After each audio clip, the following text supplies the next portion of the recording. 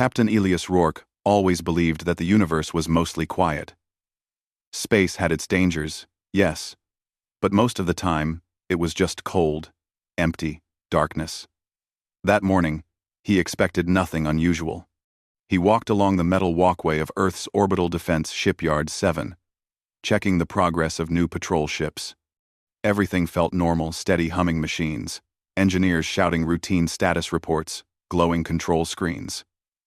Another predictable day, but the universe had other plans. While Rourke reviewed a maintenance report, something changed in the air around him. The lights flickered. The workroom fell silent. People who were talking stopped mid-sentence, as if something unseen pressed against their voices. Rourke turned slowly, hand instinctively tightening on the rail. A soft, shimmering glow began forming in the center of the room. It wasn't the harsh blue of teleport technology humans used. This was gentler, like white sunlight passing through mist. Engineers backed away, whispering. A few gasped. Then shapes appeared inside the glow, 3 tall, slim figures, delicate, almost fragile. The mist faded, and the visitors stood fully formed. Aurelians. Everyone froze. The Aurelians were known across the galaxy, but they rarely appeared anywhere in person. They always sent drones or holograms, never themselves. They were a shy, quiet species, famous for avoiding conflict and avoiding humans even more. Humans, according to rumors, were too unpredictable for their comfort. Yet today, 3 Aurelian women stood in the middle of a human military shipyard. Their skin was a faint silver blue, soft like moonlight. They wore simple, flowing robes that shimmered like liquid glass. Their large, luminous eyes looked almost too gentle for a setting filled with sharp metal edges and heavy machinery. Rourke stepped forward slowly, trying not to scare them. "I am Captain Elias Rourke," he said, voice steady. "Welcome to—" The Aurelian at the front lifted a trembling hand. Her voice came out soft, almost like a whisper carried by wind. This is your last chance, human." Every person in the room went still. Rourke felt a chill run down his spine. He had heard many warnings in his life, pirate threats, political messages, intercepted alien broadcasts, but nothing felt as heavy as these 6 words spoken by such gentle beings. Rourke took a slow breath. Last chance for what? The 3 Aurelians exchanged nervous glances. Their fingers twitched in patterns. Rourke did not recognize some kind of silent communication. Their eyes avoided his, as if ashamed or frightened.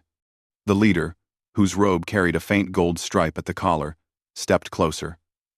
Her voice shook. We should not be here. Our people do not do this. We do not warn. We do not interfere. But we had to come. We had to speak." Her tone held real fear. Not fear of humans, but something else, something far away, yet close enough to crush their voices. The engineers watched from behind containers and consoles, unsure whether to run or stay. None of them had ever seen Aurelians in person. None of them looked dangerous. They looked like people trying desperately to stop themselves from crying. Rourke softened his voice. "You're safe here. Please tell us what's wrong." Another Aurelian, this one with faint green patterns glowing around her neck, stepped forward. She seemed younger, her eyes bigger, her expression more shaken. She clasped her hands tightly together. "We waited too long," she whispered. "We tried to hide. We hoped it would pass us by. But now, it sees us." The other Aurelians bowed their heads as if admitting something terrible. Rourke frowned. "What sees you?" Silence. A long, painful silence. The Aurelians looked terrified of the question itself. Finally, the leader spoke again. "We cannot say its name. Speaking it draws attention. Even thinking of it too clearly." She pressed a hand to her temple, eyes squeezing shut with discomfort. "It listens in ways your kind cannot understand." The room temperature seemed to drop. Even the machinery hum sounded distant now, like it too was afraid. Rourke stepped closer, slowly, carefully. Then tell me what you can. Why come now, after so many years of avoiding us? The leader's eyes met his, glowing faintly with fear and regret. Because we ran out of choices. And we believe, she swallowed, that your kind may be the only ones who can survive what comes. The words hit Rourke like a physical blow. Humans? The species everyone considered too loud, too reckless, too stubborn. The species Aurelians avoided for decades? Before he could ask anything else, the youngest alien's voice broke sharply. It devours systems. Not for resources, not for territory, but for silence. Her hands trembled harder. It wants a quiet galaxy. A still galaxy. A empty galaxy. Rourke felt his heart pound. He sensed the engineers behind him, shifting uneasily. The leader tried to steady herself, but her fear was too real to hide. When it finishes with us, it will look toward you. Rourke tightened his jaw. That's why you said last chance. She nodded, slow and heavy. Yes. For you. And for us. Rourke studied them carefully. Their voices carried no deception. These were beings who avoided trouble so strongly, they would rather flee the galaxy than raise their voices. Yet today they stood in front of humans, trembling, begging to be heard. Something terrible was coming. Something big enough to terrify a species known for peace.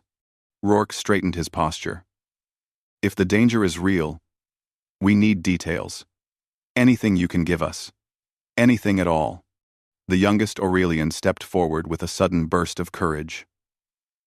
Her voice was still soft, but her eyes now showed a spark of determination. We will tell you, she whispered. But not here. Not in the open. Not where it can listen. The leader nodded. Please, take us somewhere shielded. Somewhere deep. Rourke gestured toward the secure command lift. Then follow me. As they walked, the shipyard workers stared, whispering fears that traveled through the room like cold wind. The Aurelians did not look back. They walked close together, as if the shadows themselves frightened them.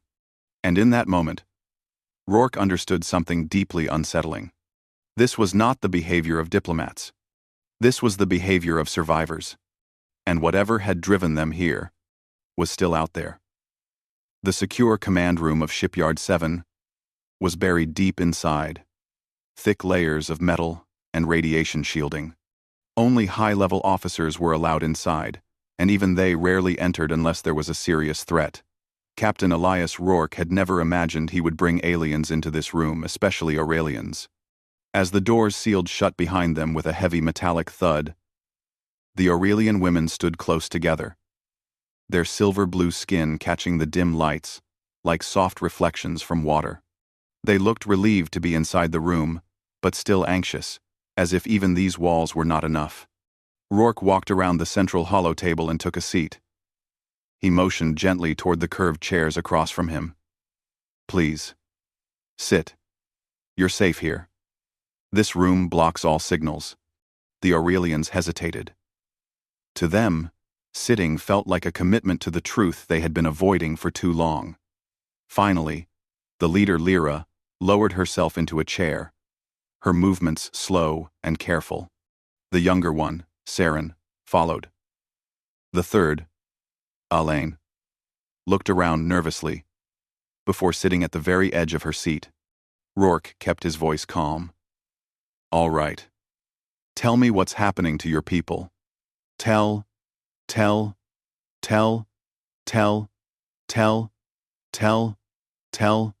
Saren looked down at her hands, twisting her fingers together. Aline's glowing eyes darted around the room, checking shadows, corners, even the ceiling. Lyra breathed out slowly. We did not want to involve your kind. Lyra began. Her voice trembled, though she tried to hide it. We believed you would only bring conflict, fire, Noise. Rourke didn't react. He understood that Aurelians always spoke softly, even when saying harsh truths. He waited, patiently. Lyra continued. Your history is full of war and bold actions. Our people fear those things. But now, her voice cracked slightly. Now, we fear something else. Much more. Saren whispered. The null. Aline winced, pressing her hand to her temple as if the name itself hurt. Rourke leaned forward. Is that the name of your enemy? Lyra shook her head quickly. It is not its true name. We dare not say that one. Saren spoke the name we use. The safe name. Or so we hope. Rourke nodded. Then tell me about the null. The lights in the room flickered lightly, as if even the air tightened at the mention. Saren swallowed hard. It came from the dark place, she began, her voice shaking. Beyond our charts. Beyond all our old records. Our first explorers never returned.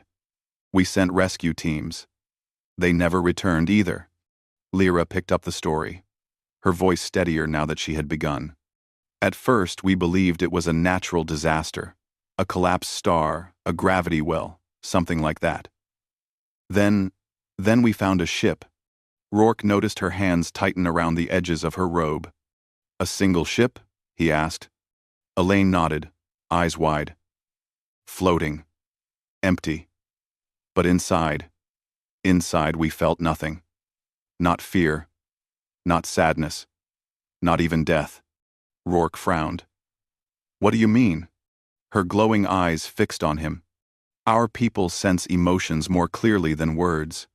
But that ship, it had nothing. Not even the echo of a memory. Every feeling was erased. As if the people who were once inside it were never born. Silence settled over the room like a blanket of ice. Lyra said softly. That was when we realized this was not a natural force. It was something alive. Something that wanted silence. True silence. Rourke felt a cold pressure behind his ribs. And you believe it's coming here? Lyra's voice dropped. It already sees this part of the galaxy. Our systems were only the first it touched. 1. Saren's voice broke as she added, It grows by consuming voices, thoughts, and memories. It travels in a giant structure, like a cage made of dark light. We call it the lattice. When it reaches a system, it surrounds the star. Then everything inside becomes quiet. Rourke stared at the three aliens. Their fear was real, not exaggerated. Their trembling fingers, lowered eyes, and pale, glowing skin said everything. He asked carefully, How long have you been running from it? Lyra closed her eyes. Too long. Many cycles. We hoped hiding our systems, cloaking our signals, and removing ourselves from galactic communication would protect us. That is why we did not visit other species. We tried to be invisible. Aline whispered. But it still found us. Rourke folded his hands. Then why come to humans now? You avoided us for decades. Saren hesitated, then said, Because you are the only species whose minds it cannot read. Rourke blinked. What does that mean? Lyra explained.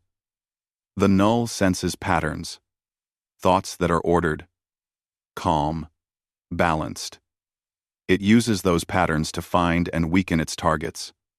Most species think in very structured ways. Even our fear has order, but humans. She met his eyes carefully. Your minds are chaos to it. Noise, static, unclear, unpredictable. Aline added quickly. It cannot follow your minds. It cannot drain them. It cannot track them. Rourke wasn't sure whether to feel insulted or proud. So you came to warn us, he said. Lyra lowered her head. No. We came because we knew we could not face it alone. And when it consumes us fully, it will continue through the galaxy. You would be next. Saren wiped a tear from the corner of her eye. We wanted to run, to abandon everything. But your species, you do not run. That is what frightens us about you. But now, it is what we need. Rourke stood slowly, absorbing the weight of their confession. Millions of lives were out there, trembling like these three gentle beings, waiting for help that might never come. He looked at them firmly. You came to the right place. The Aurelians stared at him in surprise. They expected hesitation, questions, maybe fear. But Rourke felt something else rising inside him, a spark of human defiance. Tell me everything you know, he said. Every detail. We will figure out a way to stop this thing. For the first time since arriving, the Aurelians exchanged a look that held something new. Hope. The command room felt smaller than before. Even with the heavy shielding and silent machines, Captain Elias Rourke sensed a new weight in the air. An invisible pressure left behind by the Aurelians' warning. The three alien women sat quietly, their hands folded together, their eyes lowered as if remembering things too painful to speak. Rourke knew he needed proof. He trusted the aliens' fear, but human leaders would demand evidence before acting on such a large threat. He tapped a control on the holotable. A star map of the outer solar system appeared, filled with glowing dots representing probes and listening posts. We have sensors near the edge of the Kuiper Belt, Rourke said. If something is coming, we need to see it before it reaches us. Lyra looked uneasy. Captain, even your strongest machines may not detect it. Saren's voice trembled. It hides inside the darkness between lights. It moves where instruments fail. Where minds lose their direction. Rourke gave a patient nod.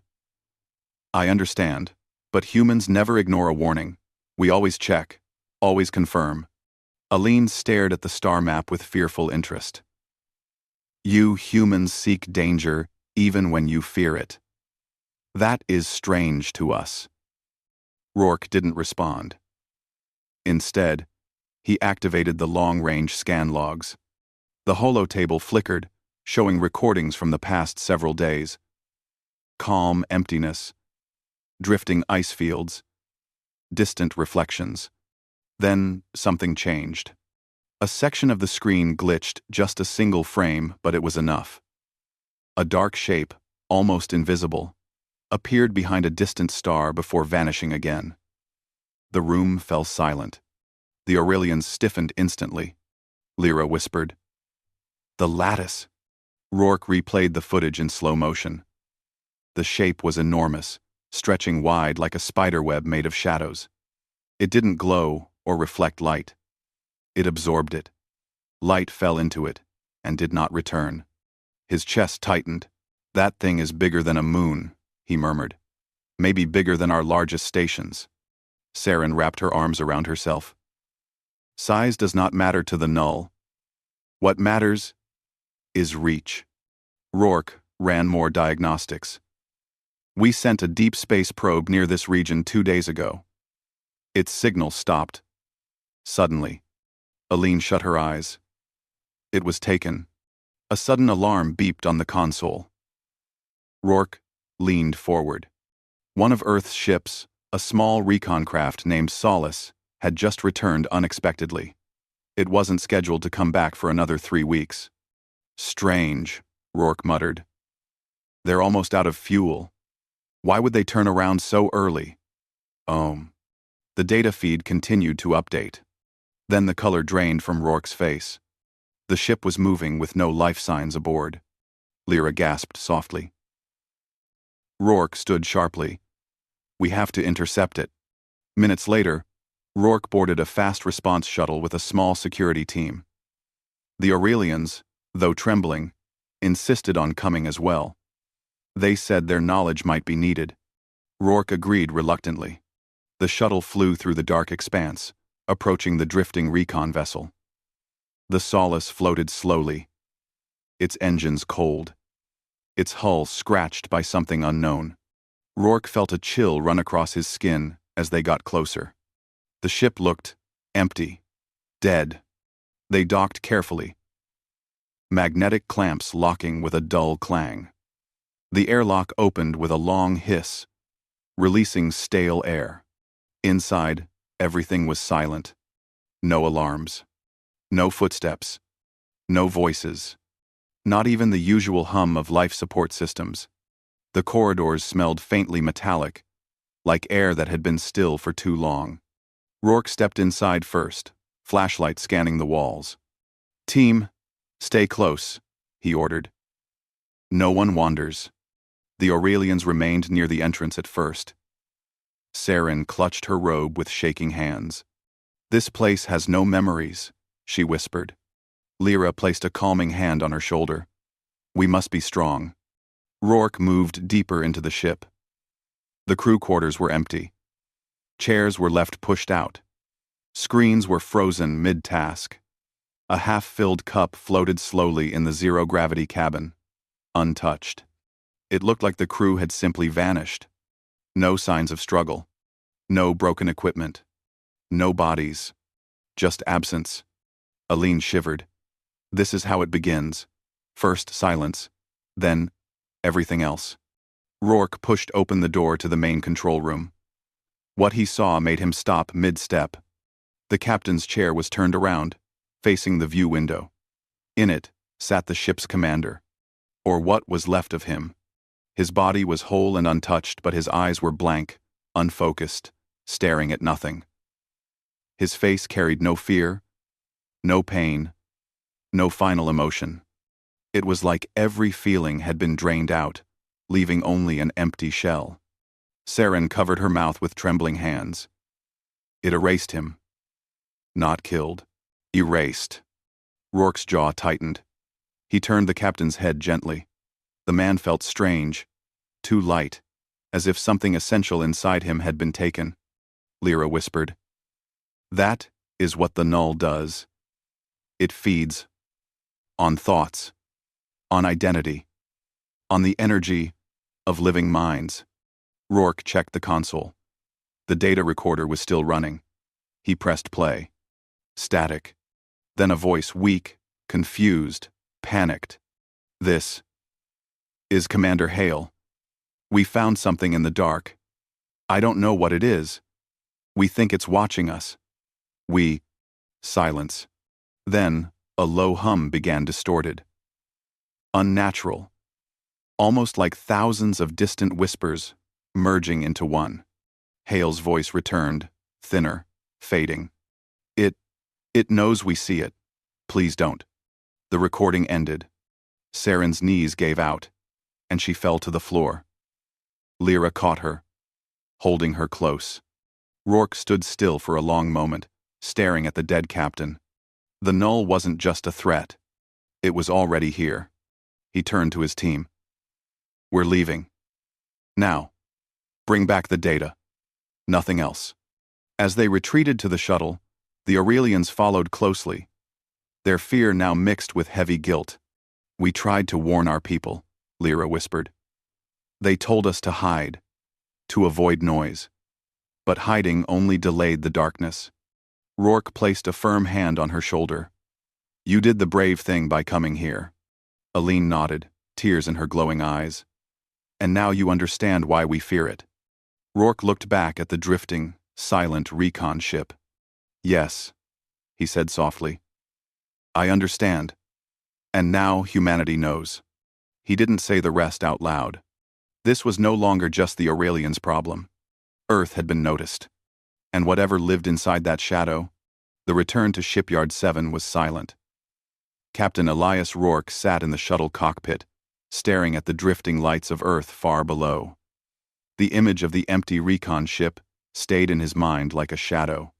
The lifeless captain, the erased crew, the soft hum in the recording. He had seen many dangerous things in his life, but nothing had ever felt so wrong. This enemy didn't break bodies. It broke existence. The Aurelians sat in the back of the shuttle, close to each other. Their glowing eyes remained lowered, their hands clutching their robes like anchors against fear. Saren kept trembling softly. Lyra held her hand, whispering calming words in her own language, gentle, soothing tones that sounded like wind chimes. When they finally landed, emergency lights flashed through the hangar. Officers rushed forward, asking questions. Rourke ignored them. His expression alone told them that something terrible had happened. "Clear the area," he ordered. "No one touches the recovered data except High Command." He led the Aurelians into another secure room, deeper, stronger, quieter than the last. Its walls were lined with signal dampeners, double the size of the previous ones. This room could hide even the brightest energy signatures. Once inside, Rourke pressed his hands on the table and looked at the three aliens. "Now," he said calmly but firmly, "I want to understand everything. No more holding back. No more speaking in half-answers. Tell me why the Null does this. Tell me why it cares about silence. And tell me," his voice lowered, "why humanity matters to you." The Aurelians exchanged slow, hesitant glances. It was not easy for them to speak openly. Their culture avoided harsh truths. They preferred peace, soft language, quiet actions. But peace was gone, and quiet had become dangerous. Lyra began, her voice carefully steady. "The Null is not a creature in the way you understand life. It has no face, no body. It exists as awareness. A spreading consciousness made of empty space and broken thoughts. It moves through the galaxy like a storm." Saren added, "Anything living becomes a target, not for destruction, but for silence." Aline touched a glowing stripe on her robe. "When it reaches a star system, it sends its lattice, the structure you saw. Inside that cage, minds weaken, thoughts fade, memories melt like ice." Rourke felt a heaviness in his chest. "But why?" Lyra hesitated. Then she spoke with unusually strong clarity. "Because, to the Null, living minds are noise, and it desires a quiet universe." Rourke frowned. "A quiet universe? It does not hate life," Lyra explained softly. "It simply does not understand life. It does not understand thought, emotion, or memory. These things disturb it, so it removes them." Saren whispered, "It wants a galaxy without confusion." Aline added, "Without voices." Lyra finished, "Without us." Rourke rubbed his jaw slowly. "And you think humanity, my species, can stop it?" The aliens looked uneasy, but this time Lyra answered without fear. "We believe humanity is different." "How?" Rourke asked. "We bleed, we fear, we hope, we think, just like every other species." Saren shook her head. "No, you do not think like us. You do not feel like us." Rourke gave a confused stare. "Explain." Lyra leaned forward slightly. "Your minds do not follow patterns. Aurelians think in soft, clear waves, calm, logical, predictable. So do most species. Our thoughts can be followed. They have a shape." "And humans?" Rourke asked. Aline looked at him with wide, shimmering eyes. "Humans have chaos inside them. Your thinking jumps, twists, breaks, and rebuilds. You leap from fear to courage, from anger to kindness, from logic to instinct without warning." Saren nodded slowly. "To the Null, this chaos appears as static. Noise it cannot understand. Noise it cannot drain. Noise it cannot erase." Rourke raised an eyebrow. "Are you telling me humans are too confusing for the Null?" The Aurelians nodded together. A small group movement that looked almost like a sigh of relief. Lyra said, "Your minds are unpredictable. This makes you dangerous to it." Rourke let out a short, humorless laugh. "For once, humanity's confusion is a strength." Saren managed a tiny smile, sad but real.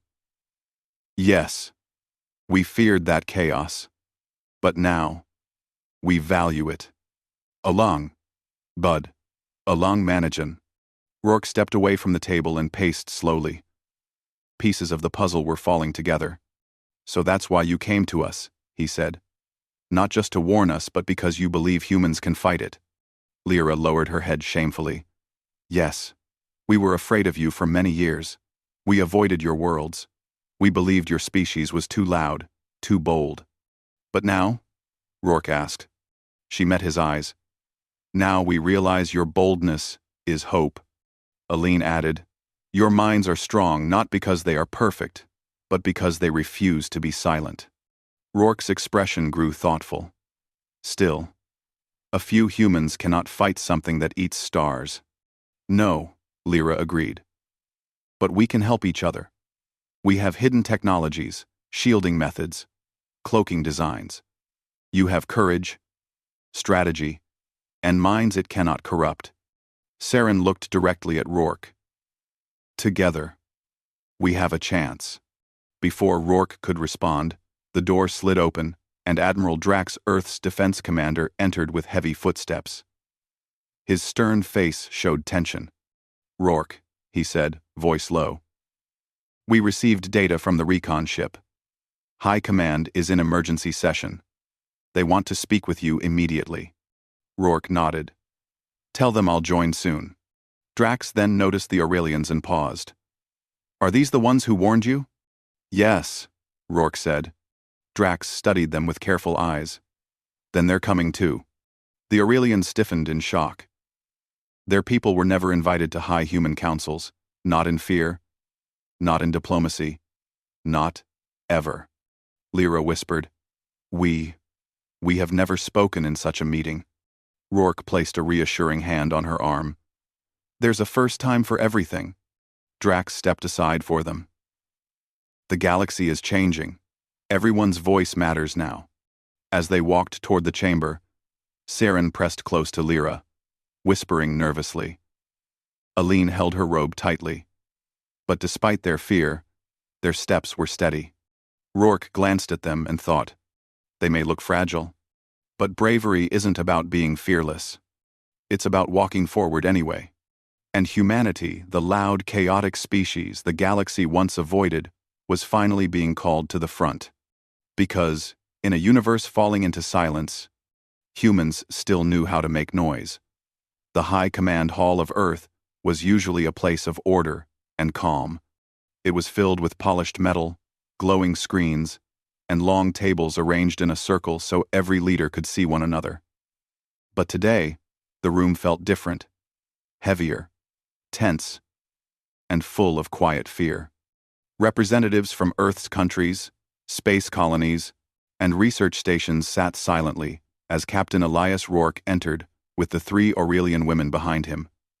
Their gentle footsteps echoed softly across the floor. Many leaders stared at the Aurelians in surprise. Most had never seen their species in person. They looked too delicate for a war meeting, too quiet to speak of danger, but they also looked sincere and heartbreakingly afraid. Admiral Drax stood at the center of the room. Take your seats, he said firmly. Rourke and the Aurelians stepped to the center table. Lyra had to steady herself before sitting. Saren's hands shook slightly. Aline kept her eyes lowered, avoiding the crowd.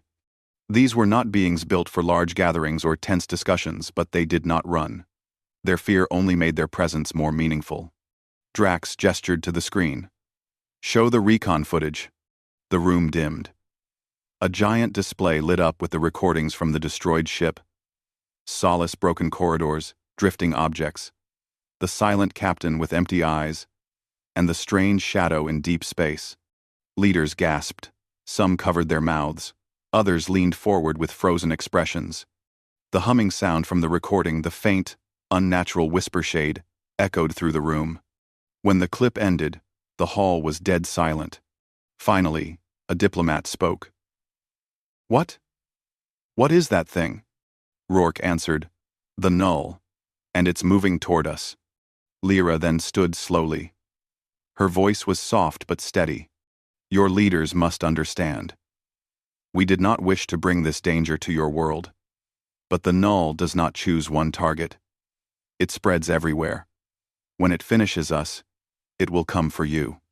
Another leader asked, "Why can't we hide our systems? Cloak them? Bend our signals?" Aline shook her head. "It follows thoughts. It senses minds. It searches for order and consumes it." Saren added, "But your minds are different. You can resist what we cannot." Murmurs filled the room. Humans never thought of themselves as special in any galactic way. They thought they were stubborn, loud, and often chaotic. Now that chaos was a strength. Admiral Drax cleared his throat. "We must act. But we can't fight what we don't understand. Captain Rourke, your recommendation?" Rourke stood. "We need a joint fleet. Human ships, supported by Aurelian technology," he explained. Earth had firepower, bravery, and quick strategies. The Aurelians had cloaking fields and mental shielding tech that could hide minds temporarily. Together, they might survive long enough to learn how the null operates. The hall came alive with debates.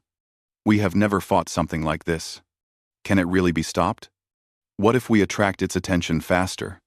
Will this protect our colonies?" Rourke waited for the noise to settle. "We don't have the luxury of ignoring this. The null already knows we exist. That ship it destroyed was only the beginning." His words silenced the room again. Then Lyra stood beside him. She bowed her head respectfully toward the humans. "My people once feared yours. We believed your voices were too loud, your emotions too bright. But now, we see that brightness as our hope. We cannot survive this alone. Please, stand with us." Her sincerity moved the room. Drax raised a hand. "All in favor of forming a joint defense fleet?" Almost every leader stood. Rourke exhaled slowly. 2 days later, Earth's largest hangar, Orbital Dock Station 9, became the center of frantic activity. Dozens of ships floated in place, half complete. Engineers worked non-stop to install Aurelian enhancements. Cloaking modules, shimmering with a faint pale light, were attached to human cruisers. Mind shield generators shaped like soft crystal rings were mounted inside the bridges. Even the Aurelian women helped where they could, guiding technicians and adjusting delicate systems. Rourke observed everything from a raised platform. Drax walked beside him. "Never thought we'd work this closely with them," Drax said quietly. "Neither did I," Rourke replied. "But we need each other." Drax nodded. "The null is still outside our long-range sensors. That buys us time. But not much." Below them, Saren approached Rourke, carrying a small device shaped like a smooth stone. "This is for your ship," she said softly. "It helps protect your mind from the lattice's pressure." Rourke accepted it gently. "Thank you." She looked up at him with nervous honesty. "I am afraid, Captain, but I am also hopeful. Humans carry courage in strange ways. You feel fear, but keep moving. We wish we understood how." Rourke smiled lightly. "Courage is simple. You just choose to keep going, even when you don't want to." Saren considered this with thoughtful eyes. Simple, but difficult.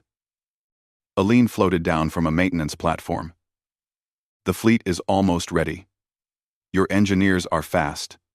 Very fast." Rourke nodded proudly. "Humans don't waste time when something threatens home." Lyra joined them, her calm presence steadying the group. Drax approached with a datapad. "Fleet will launch in 3 hours." Rourke felt his heart beat harder. The moment was here. He walked aboard his command ship, the Horizon's Flame, a powerful cruiser now wrapped in Aurelian cloaking webs that shimmered like silver mist.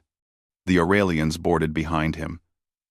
They would serve as advisors, helping the crew resist psychic pressure and guiding them through the null's strange territory. The engines hummed, screens glowed.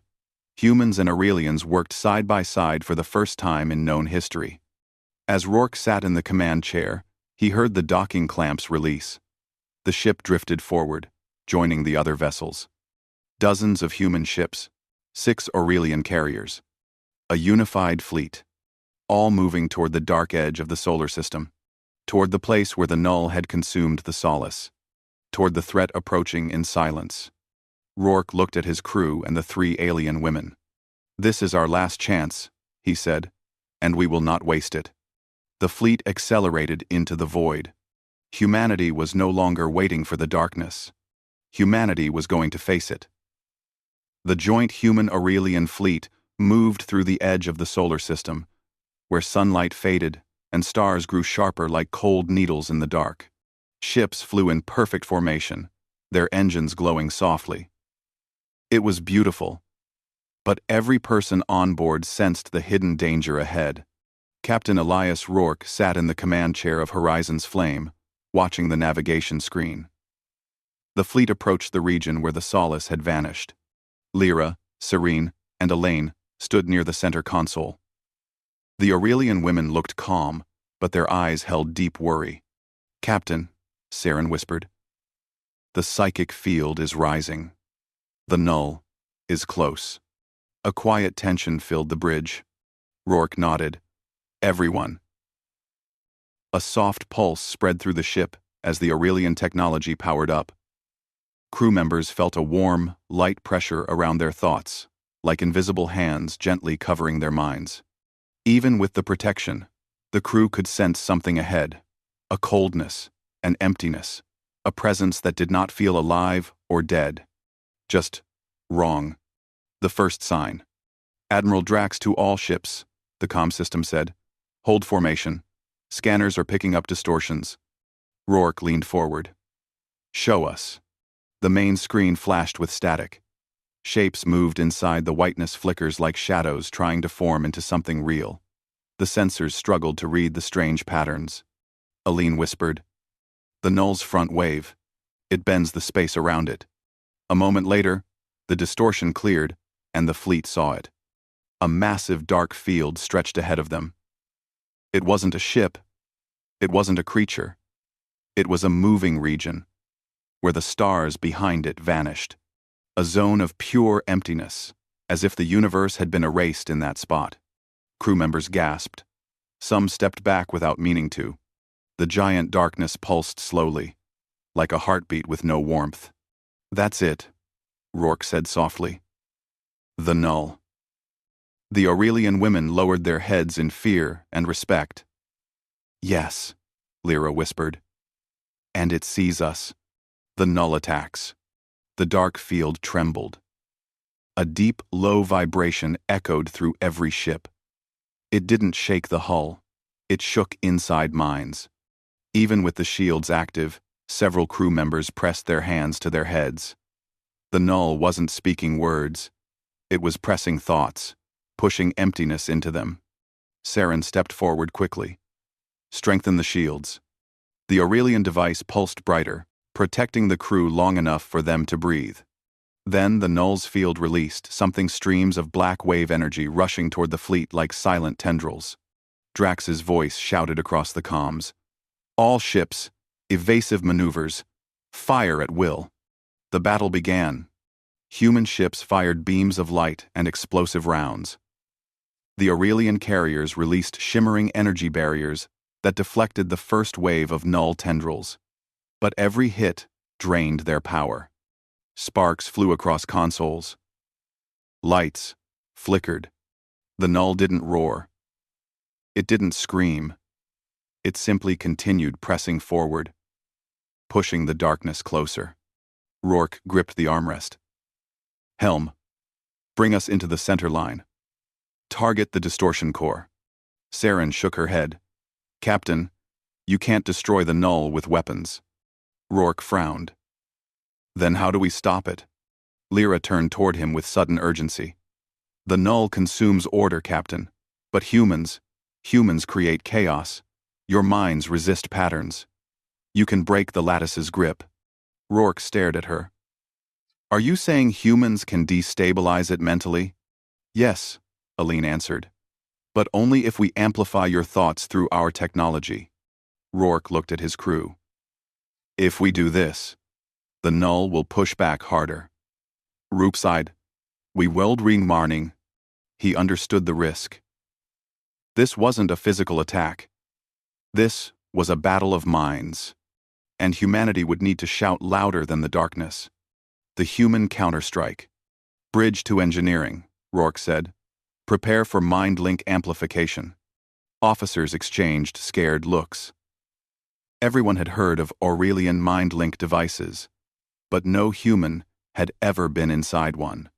Rourke stood from his chair. Lyra shook her head. You are the anchor of this fleet. Your thoughts carry strength and direction. We will guide you. But the push must come from you. The ship shook as another null wave hit them. Panels flickered. A crew member nearly fell, but Saren caught his arm and helped him steady himself. Rourke met the eyes of the Aurelian women. Let's do it.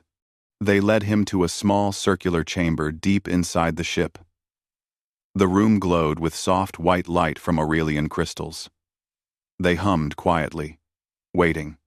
Stand in the center, Aline said. Rourke stepped inside. The crystals lit up brighter, forming a ring of light around him. Lyra raised her hands and spoke calmly. Close your eyes, Captain. Think of humanity. Think of strength. Think of why we fight. Saren touched the crystal panel beside her. We will amplify your thoughts across the fleet. The chamber filled with warm energy. Rourke closed his eyes. He pictured Earth. He pictured his home. He pictured people fighting for each other. Laughing. Building. Protecting. All the noise and chaos and light of humanity. The chamber vibrated. His heartbeat echoed outward. The light spread through the ship, then through the entire fleet. And then it struck the null. The turning point. The massive darkness twitched. For the first time, it reacted. Humans across the fleet felt a push from themselves.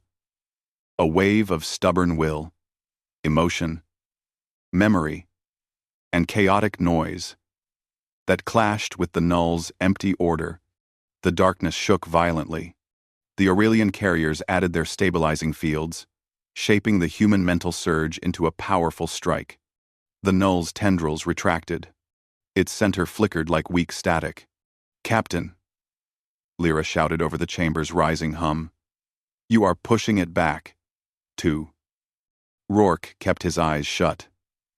He let every memory, every fear, every hope rise inside him. He thought of the Aurelians who needed help. He thought of the crew who trusted him. He thought, not today. Not our world. Not our allies. The amplified wave burst from the chamber. The null's dark field cracked and then collapsed inward, folding into nothingness like a broken shadow. Silence. Then, cheers erupted across every ship. Human and Aurelian crew members embraced one another. Some cried. Some laughed. Others simply stood in stunned silence, unable to believe they had survived.